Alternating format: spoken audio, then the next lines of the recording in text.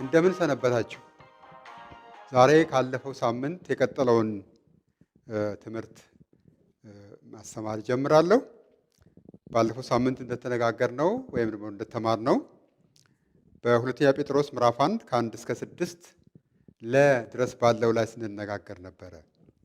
ዛሬ ከ6 አመርሃ ጀምሮ እስከ 11 ባለው ክፍል ላይ ከእግዚአብሔር ቃል እንማማራለን ወይም ደግሞ እንማራለን። እንግዲህ ለመግቢያ ያክል ባለፈው እንደተማርነው ይሄ ሁለተኛ ጴጥሮስ ምዕራፍ 1 ከ1 እስከ 11 የተጻፈበት ምክንያትን ለማየት ሞክረናል። በዛን ጊዜ የነበሩ የስህተት አስተማሪዎች ነበሩ። በተለይ እነኛ አስተማሪዎች ክርስቶስ እንደገና አይመጣም የሚል አስተምሮ ነበራቸው። ሐሰተኛ አስተማሪዎች ናቸው። በክርስቲያኖች ዘንድ መንፈሳዊ ሕይወት ወይም ደግሞ ትክክለኛ የሆነ የክርስቲያን ባህሪያት መገለጹ ላይ ምንም ደንታ አልነበራቸውም እና ጴጥሮስ የሕይወት አገልግሎቱን የሚጨርስበት አካባቢ ስለነበረ በዛ ሰዓት የሚያስተላልፈው መልእክት እንደሆነ ለማስረዳት ሞክሬያለሁ። በዚህ ክፍል ላይ እንደ ዋና መገለጫ አድርጌ ርዕስ አድርጌ የወሰድኩት መለኮታዊ ሕይወትና መገለጫዎቹ ነው። በተለይ በክፍል 1 ያየነው ከመለኮት የሆነ ክርስቲያናዊ ሕይወት ምን መሆን እንዳለበት ለማየት ሞክረናል። ይህን ከእምነት በመነሳት እምነት ምን እንደሆነ ለማሳየት ሞክሬያለሁ። እምነት በክርስቶስ ኢየሱስ የምናገኘው ድነት ያገኘንበት ሕይወት እንደሆነ ለማሳየት ሞክሬያለሁ። ከዛ በመቀጠል ስለ መለኮትና መለኮታዊነት መለኮታዊ ኃይል ምን እንደሆነ ለማስረዳት ሞክሬያለሁ። መለኮት በምንልበት ጊዜ የእግዚአብሔር ብቻ የሆነ ማንነቱ የሚገለጥበት እንደሆነ ለማሳየት ሞክሬያለሁ። ግዛት መንግስቱን ባህሪውንና አምላክነቱን የሚገለጽበት ይሄ ለእግዚአብሔር ብቻ የተሰጠ የማንነቱ መገለጫ እንደሆነ ለማስረዳት ሞክሬያለሁ እና ይሄ የመለኮት ባህሪ በምንልበት ጊዜ የእግዚአብሔር ማንነትና ቅድስናው ፍጹምነቱ ወይም ደግሞ ትክክለኛነቱ በባህሪው እግዚአብሔር የሚያደርጋቸው መልካም ነገሮችን ሁሉ በዝርዝር ለማየት ሞክረናል። የመለኮቱ ኃይል በምንልበት ጊዜ ይሄ ዲቫይን ፓወር በምንልበት ጊዜ እግዚአብሔር ያለው ኃይል ብቃቱ በሁሉ ነገር ላይ ያለውን ችሎታውን ለማሳየት ሞክሬያለሁ በዛ ክፍል ላይ እና ከዛ በመቀጠል በተለይም የመለኮቱ ኃይል በምንልበት ጊዜ እንግዲህ እኛ ለክርስቲያኖች የሰጠን ነገር ምንድን ነው? ምን ሰጠ? ምን እንዲኖረን ከኛ ከቅዱሳኖች ይጠበቃል? መለኮታዊ ባህሪ ተካፋዊ ስንብል ደግሞ ምንድን ነው? እኛ እግዚአብሔር ከባህሪው ከፍሎ የሰጠን ነገር እንደሆነ ልናውቅ ይገባል። እግዚአብሔር በባህሪው መልካምነት አለው፣ በጎነት አለው፣ እንደገናም ደግሞ ጽናት አለው በሚለው ላይ በዝርዝር ለማየት ሞክረናል። በመጀመሪያ ደረጃ አንድ በጣም ልናውቅ የሚገባው ነገር እግዚአብሔር ለእኛ ያልሰጠን ነገሮች አሉ። እግዚአብሔር ማንነት ለምሳሌ እግዚአብሔር ሁሉን አዋቂ ነው። በሁሉ ላይ ስልጣን አለ። ሁሉን ቻይ ነው። በሁሉ ቦታ ይገኛል። በሁሉ ቦታ ይገኛል። እግዚአብሔር ይህንን የመሳሰሉ እግዚአብሔር ማንነቶች አሉት። ከማንነቱ ለእኛ ያልሰጡን ነገሮች ናቸው እነዚህ እና ሌሎችም ይህን የመሰሉትን። ነገር ግን ከባህሪያቱ ከፍሎ የሰጡን ነገሮች የሰጠን አለ። ከእግዚአብሔር ባህሪያት የሰጠን ነገሮች አሉ። እነኚህ ምን እንደሆነ ዛሬ በሁለተኛው ክፍል እንደገና ዘርዘር አድርገን ለመረዳት እንሞክራለን።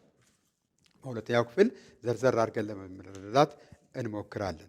ክፍሉን አንድ ጊዜ ግን ላንብበውና የዛሬውን ትምህርታችንን እጀምራለሁ ማለት ነው። ክፍሉን አንድ ጊዜ ላንብበው። የኢየሱስ ክርስቶስ ባሪያና ሐዋርያ የሆነ ስምዖን ጴጥሮስ፣ ሁለተኛ ጴጥሮስ ምዕራፍ 1 ከ1 ጀምሮ ነው እያነበብኩ ያለሁት። በአምላካችንና በመድኃኒታችን በኢየሱስ ክርስቶስ ጽድቅ ካገኘነው ጋር የተተካከለ የክብር እምነት ላገኙ የመለኮቱ ኃይል በገዛ ክብሩና በበጎነቱ የጠራንን በማወቅ ለሕይወትና እግዚአብሔርን ለመምሰል የሆነውን ነገር ሁሉ ስለሰጠን በእግዚአብሔርና በጌታችን በኢየሱስ ክርስቶስ ዕውቀት ጸጋና ሰላም ይብዛላችሁ። ስለ ክፉ ምኞት በዓለም ካለው ጥፋት አምልጣችሁ ከመለኮታዊ ባህሪ ተካፋዮች በተስፋ ቃል እንድትሆኑ በእነዚያ ክብርና በጎነት የተከበረና እጅግ ታላቅ የሆነ ተስፋን ሰጠን። ስለዚህ ምክንያት ትጋትን ሁሉ እያሳያችሁ በእምነታችሁ በጎነትን ጨምሩ። ከዚያ ወደ ያለው በደንብ ስሙት።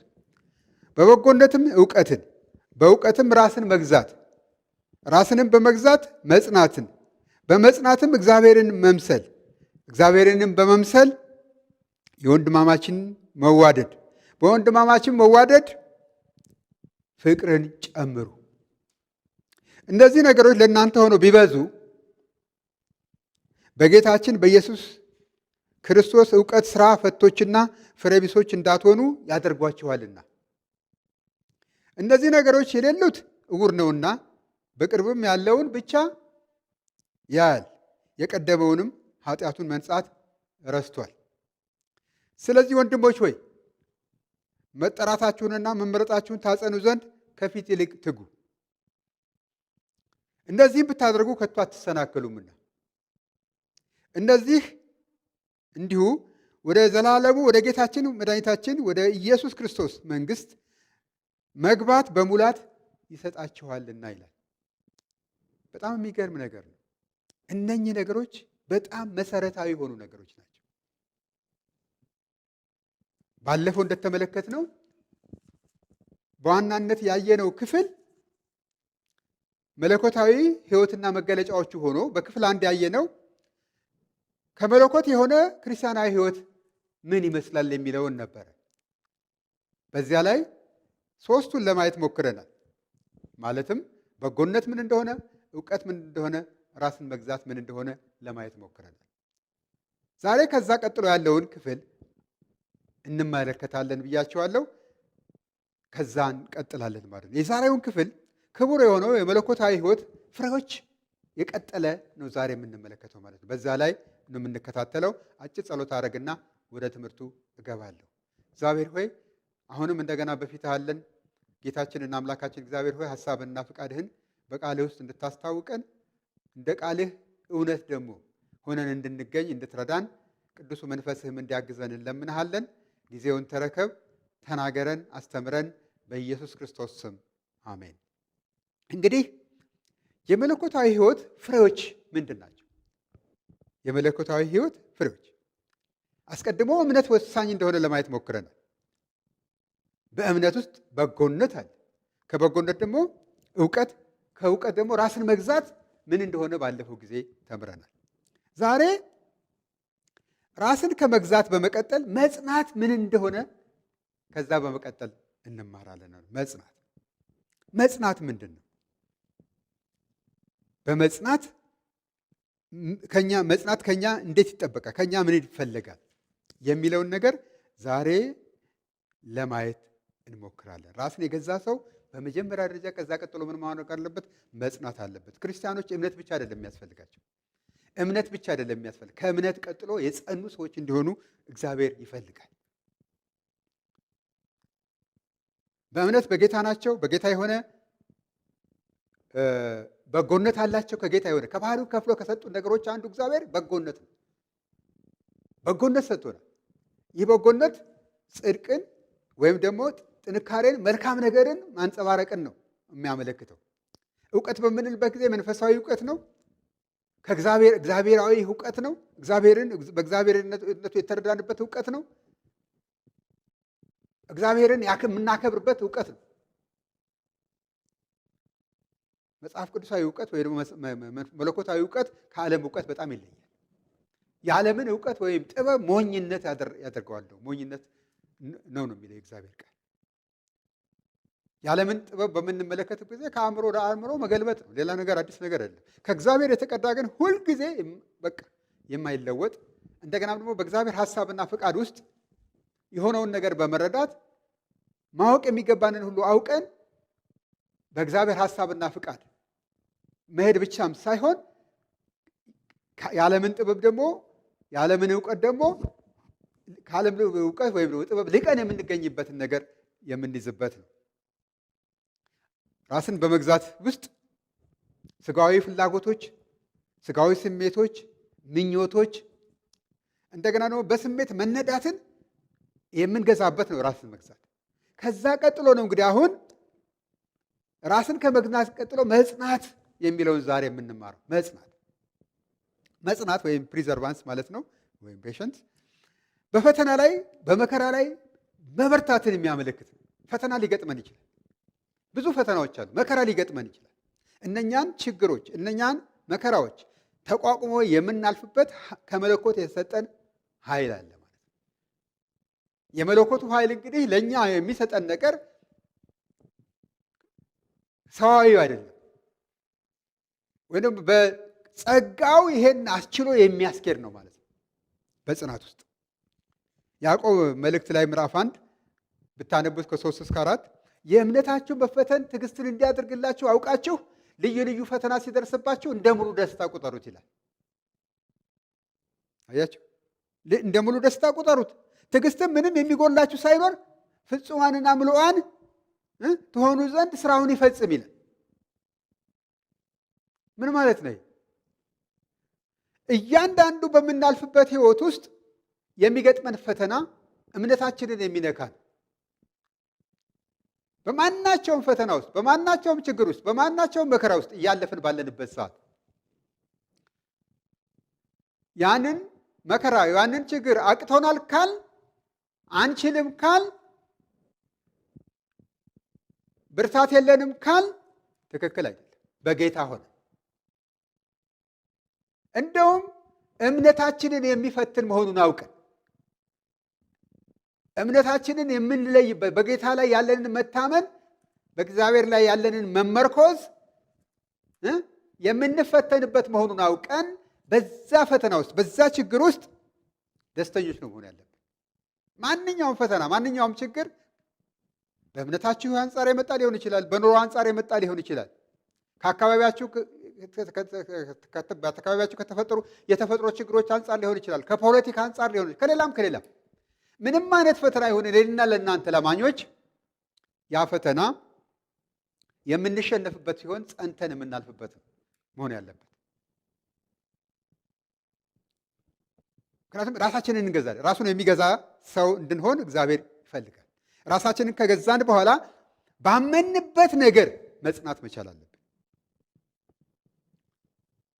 ዕብራውያን ምዕራፍ 12 ላይ ቁጥር 1 ላይ እንዲህ ይላል፣ የፊታችንን ሩጫ በትዕግስት እንሩጥ ይላል። ትዕግስት ይኖራል። ትዕግስት ምን እንደሆነ ታውቃላችሁ? በማናቸውም ችግር ውስጥ ወይም መከራ ውስጥ ማለት በምናልፍባቸው አስጨናቂ ነገሮች ውስጥ ያንን ተቋቁሞ የምናልፍበት አቅም ነው። ኢዮብን በምንመለከትበት ጊዜ በመጽሐፍ ቅዱስ ላይ ምን ይላል? ኢዮብ እንደታገሰ ሰምታችኋል ይላል። መታገስ እግዚአብሔርም እንዳደረገላችሁ አይታችኋል ይላል። ስለዚህ እግዚአብሔር ያደርግልናል፣ እግዚአብሔር ይረዳናል፣ እግዚአብሔር ያግዘናል። ስለዚህ እነሆ በትዕግስት የጸኑትን ብፁዓን እንላቸዋለን ይላል እግዚአብሔር ቃል። በመጽናት ውስጥ ነው ያ ትዕግስት የሚመጣው። ያንን የምናልፍበት አቅም ከእግዚአብሔር የሚገኘው ማለት ነው። በደቀ መዝሙር ሕይወት ውስጥ በጣም የሚያስፈልገን ዋና ነገር አንዱ ጽናት ነው ማለት ነው። ካልጸና ያ ሰው በመጀመሪያ ደረጃ እምነቱን ይተዋል፣ እምነቱን ይክዳል፣ ከእምነቱ ፈቀቅ ይላል ማለት ነው። ስለዚህ ጽናት በጣም ወሳኝ ነው ማለት ነው። ከጽናት ቀጥሎስ አምስተኛው ነጥብ፣ ከጽናት ቀጥሎ በመጽናት ደግሞ እግዚአብሔርን ወደ መምሰል ሰው መጠጋት መቻል አለበት። እግዚአብሔርን መምሰል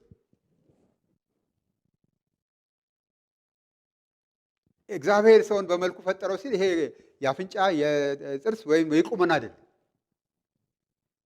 አሁን ከባህሪያቱ የተቀዱ ነገሮች በሱ ውስጥ መታየትን ነው አሁን የምንለው አይነት ራስን መግዛትን፣ ጽናትን አሁን ቅድም አይተናል። እንደገና ደግሞ በጽናት ውስጥ ደግሞ ምን አለ? እግዚአብሔርን ወደ መምሰል መጠጋት፣ በእግዚአብሔር ሕይወት መመላለስ ማለት ነው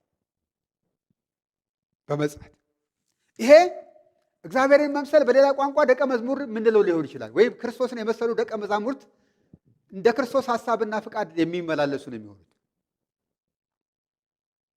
ደቀ መዝሙር እግዚአብሔርን መስሎ የሚኖር እንደ እግዚአብሔር ሐሳብ እና ፈቃድ ራሱን ይዞ የሚመላለስ።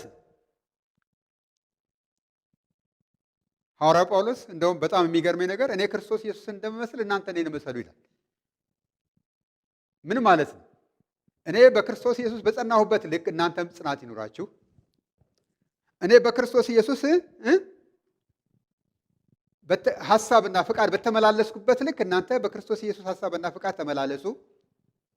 እኔ በእግዚአብሔር እውቀት እንደተመላለስኩ እናንተም በእግዚአብሔር እውቀት ሐሳብ ላይ ሆናችሁ በእግዚአብሔር እውቀት ላይ ሆናችሁ ተመላለሱ። እኔ ራሴን ገዝቼ እንደኖርኩ እናንተም ራሳችሁን ገዝታችሁ ኑሩ እንደማለት ነው እንጂ እሱን ሞዴላችን እንድናደርግ ነው። የእኛ ማስተር ሞዴላችን ኢየሱስ ክርስቶስ ራሱ ነው።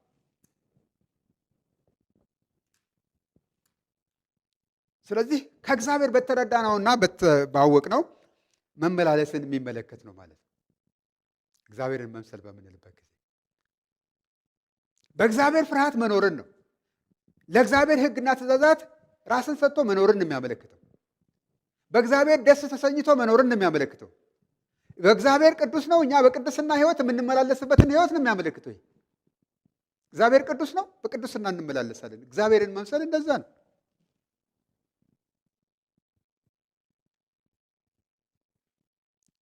አንደኛ ጢሞቴዎስ ላይ የእግዚአብሔር ቃል ምን ይላል? እግዚአብሔርን መምሰል ግን ራስን አስለምድ ይላል። አንዳንድ ጊዜ ከልምምድ የሚመጡ ናቸው። ይሄ እግዚአብሔርን መምሰል እየተለማመድ ነው የምንሄደው ነገር ነው። በአንድ ጊዜ የሚሆን አይደለም። ወደ ክርስቶስ ፍጹም ሙላት የምንደርስበት ቀስ በቀስ ነው። ወደ ክርስቶስ መምሰል እየተጠጋን በሄድን ልክ መዳናችንን እየፈጸምን ነው ያለን። መዳን ያለቀለት የአንድ ጊዜ ነገር አለ። እውነት ነው፣ ድነናል። እኛ የእግዚአብሔር ልጆች ነን። የሰማያዊ መንግስት ዜጋዎች ነን። ነገር ግን እየተሰራን ነው የምንሄደው። እግዚአብሔርን መምሰል ግን ራስን አትመስልም። ሰውነትን ለስጋዊ ልምምድ ማስለመድ ለጥቂት ጊዜ ይጠቅማል። እግዚአብሔርን መምሰል ግን ለሁሉም ዘመን ይጠቅማል። ለአሁንና ለሚመጣው ተስፋ ስላለው ለነገር ሁሉ ይጠቅማል ነው የሚለው። ወገኖቼ እግዚአብሔርን ወደ መምሰል መሄድ ነው የተሻለ ነገር። እግዚአብሔርን መምሰል ዓለማዊ ምኞትን የሚያስገር ነው። እንደ ዓለም ሐሳብና ፍቃድ የሚያመላልስ አይደለም። ዓለማዊ ምኞትን ክደን በአሁኑ ዘመን በጽድቅ እንድንኖር ነው የሚያደርገን። ቲቶ 2 ላይ ይሄንን ነው የሚለው። በጽድቅ በዚህ ዘመን እንድንኖር ነው የሚያደርገን።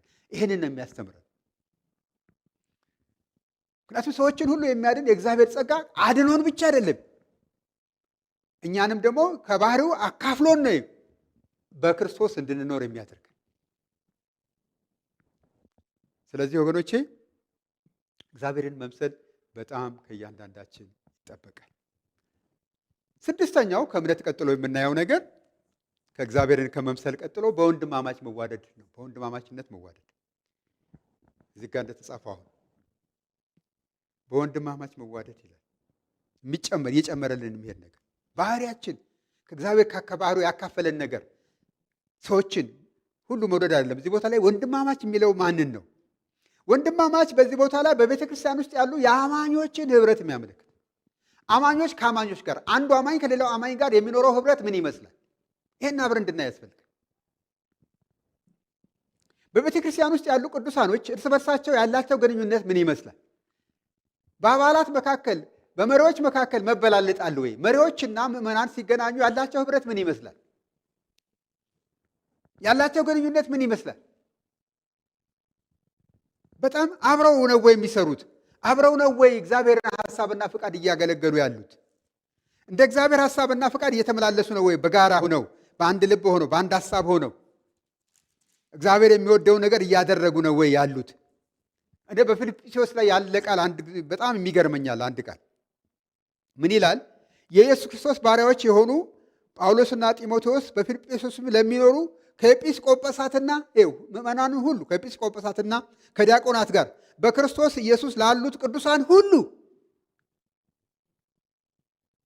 ኤጲስቆጶሳት አሉ፣ ዲያቆናት አሉ፣ በክርስቶስ ኢየሱስ ላይ ያሉ ቅዱሳን ሁሉ አሉ።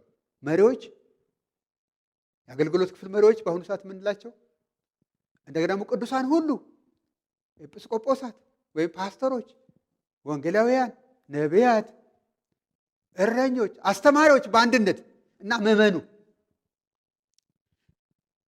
ከእግዚአብሔር ከአባታችን ከጌታም ከክርስቶስ ጸጋና ሰላም ለእናንተ ይሁን ካለ በኋላ ከ4 እስከ 5 እንዲህ ይላል። ሁልጊዜ በጸሎቴ ስለ እናንተ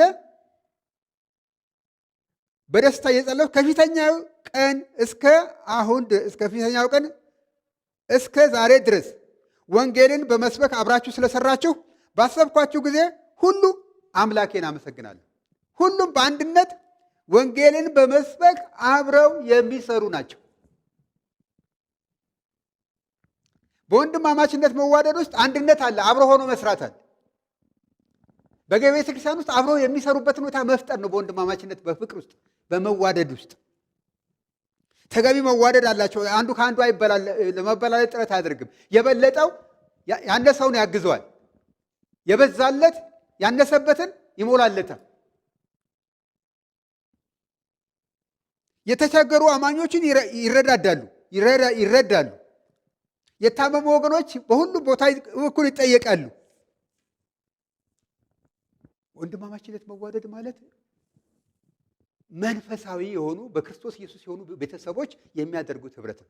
ይልቁንም ለሃይማኖት ቤተሰቦች መልካምን አድርጉ ይላል ሌላ ቦታ ላይ እግዚአብሔር ቃል። ለሃይማኖት ቤተሰቦች በሃይማኖት አንድ ለሆኑ በክርስቶስ ኢየሱስ አንድ ለሆኑ ሰዎች የበለጠ መልካም ማድረግ ማለት መልካም ማድረግ ሮሜ 12 ላይ እንደዛ ነው የሚለው ቁጥር 10 ላይ በወንድማማች መዋደድ እርስ በርሳችሁ ተዋደዱ፣ እርስ በርሳችሁ ደግሞ ተከባበሩ። እርስ በርስ መዋደድ መከባበር።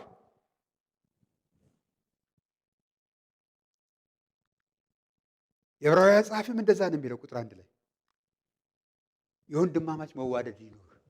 በመካከላችሁ ያለው ልክ ቤተሰባዊነት ክርስቲያናዊ ቤተሰብ ላመኑ ሰዎች ነው ልባሉ እንዲሆኑ የእግዚአብሔር ቃል ይፈልጋል።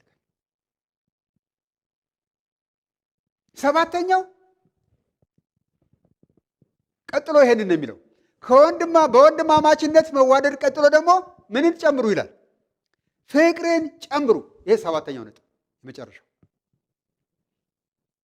ይህ ፍቅር አጋፓኦ የሆነው ፍቅር ነው። እግዚአብሔራዊ ፍቅር ነው። አምላካዊ ፍቅር ነው። መለኮታዊ ፍቅር ነው። እንካ በንካ ያልሆነ ፍቅር ነው። ከጥቅም ጋር ያልተገናኘ ፍቅር ነው። ቅድመ ሁኔታ የሌለበት ፍቅር ነው።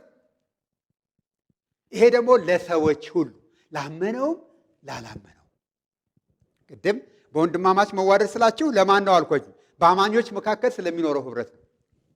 አንዳንድ ጊዜ ቅዱሳኖች በቤተሰቦቻቸው መካከል ብዙዎቹ አማኞች የሌሏቸው ልጆች ይኖራሉ ወይም ቤተሰቦች ይኖራሉ።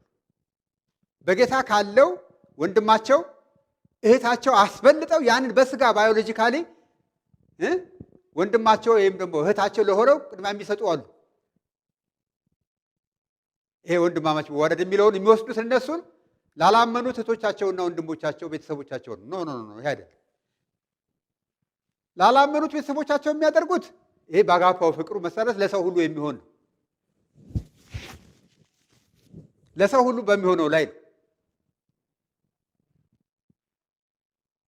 ለሰው ሁሉ የሚሆነው ፍቅር አጋፓው የሆነው ፍቅር። ይህ አጋፓው የሆነው ፍቅር ወይም ደግሞ ወሰን የሌለው ፍቅር፣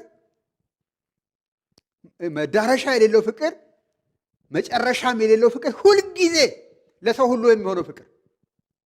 ኢየሱስ ክርስቶስ ነፍሱን አሳልፎ ከመስጠት በቀር ለማንም ፍቅር የለውም ይላል እግዚአብሔር ቃል። ኢየሱስ ክርስቶስ ነፍሱን እስከ መስጠት ድረስ ዓለሙን ሁሉ ወዶ ሰጠ።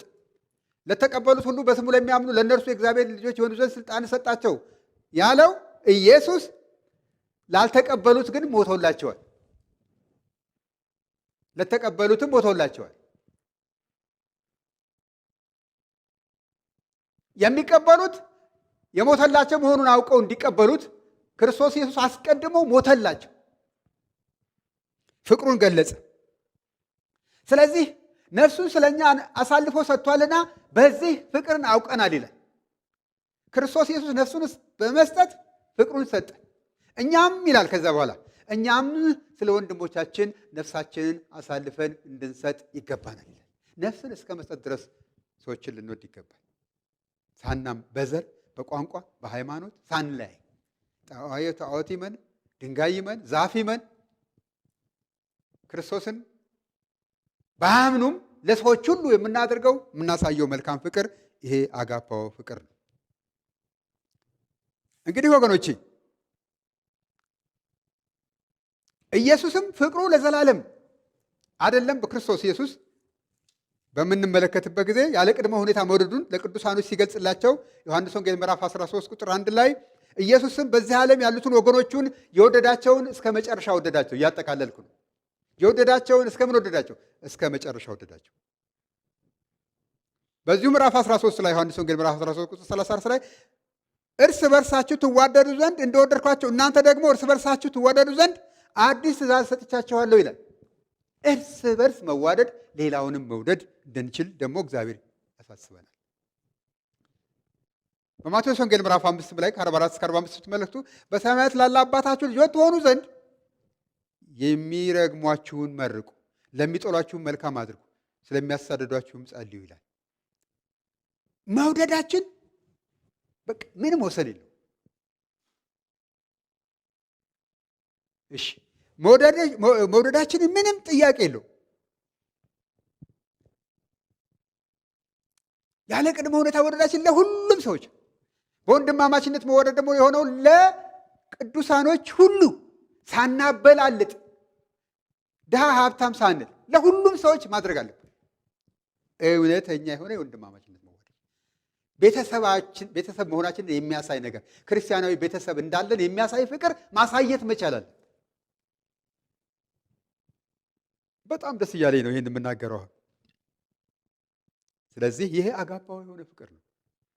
ብዙ ጊዜ በክርስቲያኖች መካከል እኔ የጋብቻ አማካሪም ስለሆንኩ የሚቀጥለው ሳምንት በዛ ላይ ስለማስተምር እንድትጠባበቁ በጌታ ፍቅር ለምናችኋለሁ። ቅዱሳኖች መካከል ያለ ትልቁ ፍቅር ያለ ቅድመ ሁኔታ፣ ቅዱሳኖች መካከል ቅድመ ሁኔታ ያበጃሉ ለመዋደድ። ቅድመ ሁኔታ አይፈቀድም አይኖርም ማለት አይደለም። ነገር ግን በጌታ ከሆነ በኋላ ያሉ ቅድመ ሁኔታዎች የሚስተካከሉበትን መንገድ መሻት ወይም ደግሞ የተስተካከሉ ከሆነ እንዳንጋባ የሚከለክልን ነገር የለም። ስለዚህ እነዚህ አጋፓዊ የሆነ ፍቅር ለሰዎች ሁሉ እንደሆነ እንድናውቅ ነው። እነዚህ ሰባቱ እንግዲህ ካሉን ፍሬ ቢስ አንሆንም፣ ፍሬያማ ነው የምንሆነው። ፍሬያማ የሚያደርጉን ነገሮች ናቸው። እውር አንሆንም። እነኚህ ነገሮች አሉት፣ እነኚህ ሰባቱ ነገሮች ያሉት ሰው ፍሬያማ ነው። እምነት ኖሮት በእምነቱ ላይ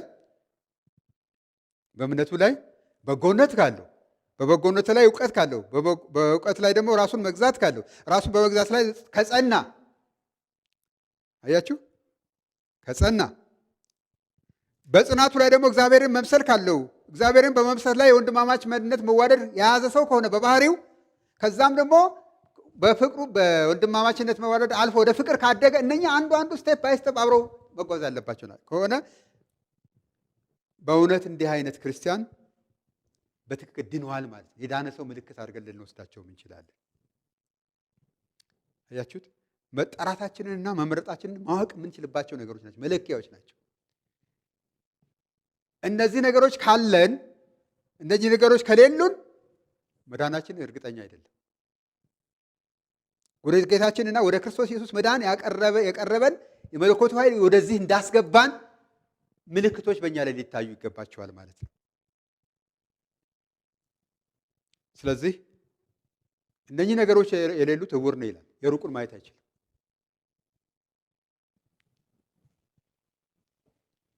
ስለዚህ የጎደለንን ነገር ከዚህ ቃል የተነሳ እያሟላ እንድንመጣ በጌታ ፍቅር እለምናቸዋለሁ። ወገኖቼ በጣም መሰረታዊ የሆኑ የክርስትና ትምህርቶች ናቸው። በጎነት፣ እውቀት፣ ራስን መግዛት፣ መጽናት፣ ለእግዚአብሔርን መምሰት፣ በወንድማማች መዋደድ፣ ፍቅር ለእያንዳንዳችሁ እንዲኖራችሁ ያስፈልጋል። ከዚህ ሁሉ በላይ ደግሞ እምነት አስቀድሞ በጌታ በክርስቶስ ኢየሱስ ሆነን መገኘት አለብን። ጌታ ይባርካችሁ። አጭር ጸሎት እናደርግና እናጠቃልላለን። እግዚአብሔር አባታችንና አምላካችን ሆይ ደግሞ ስላስተማርከን ስለተናገርከን እናመሰግንሃለን። ከአንተ ባሪያት ያካፈልከንን ዛሬ በቃልህ በኩል አውቀናል። እንደ ቃል ሐሳብና ፍቃድ ደግሞ በመኖር እግዚአብሔር ሆይ እኛ ለብዙ ሰዎች ምሳሌ እንድንሆን በጨለማ ሳይሆን በብርሃን ውስጥ የምንመላለስ መሆናችንን ለሰዎች ሁሉ እንዲታይ፣ ሰዎችን ሁሉ ወደ ብርሃኑ የሚጋብዝ ባህሪ በእያንዳንዳችን ላይ ተገልጦ ሰዎች ሁሉ ወደ ክርስቶስ ኢየሱስ እንዲመጡ አመልካች እንድንሆን በነገር ሁሉ እንድታግዘን እንለምናለን። ስለነበረን ጊዜ ሁሉ ተመስገን። በሆነ ሁሉ ክብሩን መልሰን ላንተ ሰጠን። በጌታ በኢየሱስ ክርስቶስ ስም ጸልየናል። አሜን። ጌታ ይባርካችሁ። የሚቀጥለው ሳምንት በጋብቻ ላይ በተመለከተ አንዳንድ ምክሮች ለመስጠት እንገናኛለን። ጌታ ይባርካችሁ።